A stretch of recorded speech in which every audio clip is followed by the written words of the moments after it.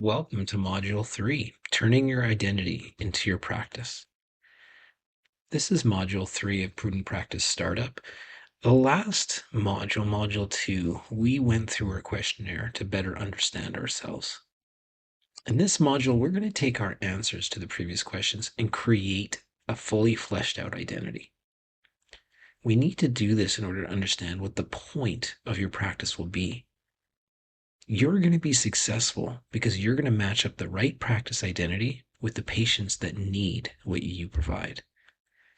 The identity that you establish will guide you when you're choosing a location, designing your layout, purchasing equipment, hiring staff, organizing your marketing, and planning your growth, all of which we will take you through step by step.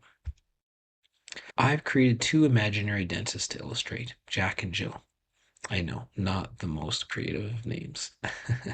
Jack is a 35-year-old married father of one. He's been practicing for 7 years since dental school, and he's been an associate in a city practice in downtown Toronto, Canada. He would like to start a new practice of his own. Jill is 27 years old and single. She's been practicing for 3 years. She's an associate at a city practice in the CBD of Melbourne, Australia, Central Business District. She would like to start a new practice of her own. Let's go through their answers to find out more about them.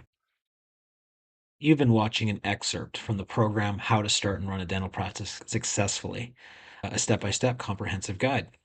To watch the rest of the module and to give access to the whole program with all the modules, you can go to matherdentaleducation.com/courses/again. Otherwise, if you're watching this on YouTube, just scroll down and I have the course links ready there for you.